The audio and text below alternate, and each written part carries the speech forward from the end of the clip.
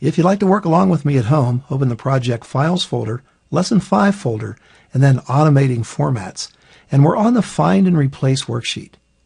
Back in our Lesson 4 studies, we looked at a way to use the Find and Select option to search for text or numbers in our worksheet, and then replace those values with something else. Now we're going to use that same tool to find formatting, and then change the formats automatically.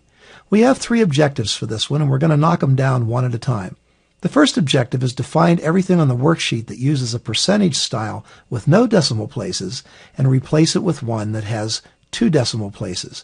Well, that's going to include this guy, here, here, here, and here. All we want to do is put 2 decimal places on those percentage formats. All right, here's how we do it. Go to the Find and Select tool and say Replace. The dialog box contains 2 format buttons. The top one is for what you're looking for, and the second one is for how you want to replace it. So we'll click on the top format button, and then we'll go over to the Number tab and choose Percentage. What we're looking for is a percentage that doesn't have any decimal places. So we spin that down to 0. Click OK.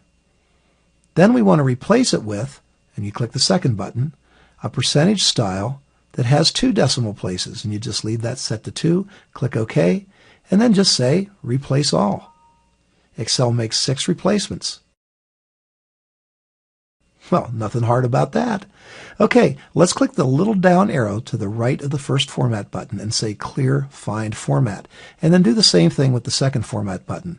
If you don't clear these formats, then the format that you just used will be hanging on there in the background, affecting the way your next Find and Replace will work. Okay, our next objective is going to be to replace all the accounting styles with currency. That would be something that looks like this, where the accounting style has the $sign way out on the left-hand side of the cell.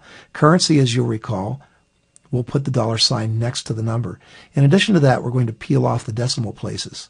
So, to set it up, click the top button, tell it that we're looking for the accounting style that has 2 decimal places, click OK, and then replace it with, second button, currency with no decimal places.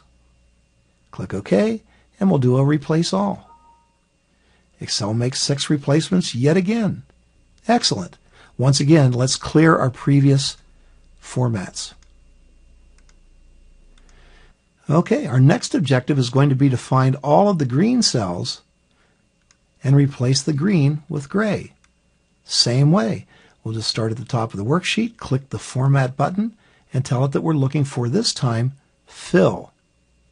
And then we have to match that fill color. Now, I just happen to know that this is the color we're looking for right here because I checked it before we came here. So that's what we're looking for. We're going to click OK, and then replace that with, and then just pick some color of gray over here. Click OK again, and then Replace All. 12 replacements sounds about right to me.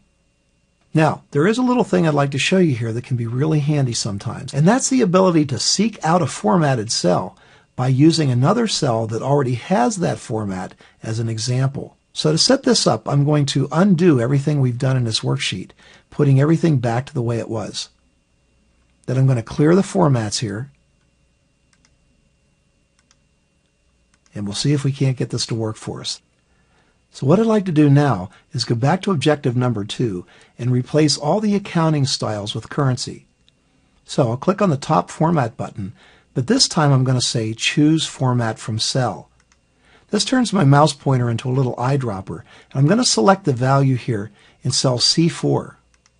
Then I want to replace that with, back to the Number tab, Currency with 0 decimal places. Click OK. And then I'll do Replace All. Now it said it made 4 replacements, but the first time it made 6. So the question is, what happened to the other 2? Well, first off, amazing as it is, it made 4 replacements. If you look it over, you can see it changed this one, this one, this one, and this one. And in a huge worksheet, it might not be so easy to discover that we have a problem, because this cell here and this cell here didn't change. And here's the reason it didn't. It's because the formatting on these 2 cells is not identical to the other 4 that did change. Remember, we told Excel to use this cell here, cell C4, as the example. And as far as we can see, it looks identical to this cell. but this cell didn't get changed. And that's because it really isn't identical. Take a look at this. I'm going to close this box. If I scroll down here, here's a screenshot of what we have there. You can see the formatting on this top cell is actually a little different. It has a border on the top and on the side. And so does this bottom one, a border on the top and on the side. That border fouled up the whole operation for those two cells. That's why they weren't included. So when you use an example cell, you want to be careful that there's nothing about that thing that's different from the other cells that you're trying to replace. Just a little word to the wise. Otherwise, that's a beautiful tool, and it can really streamline your workflow.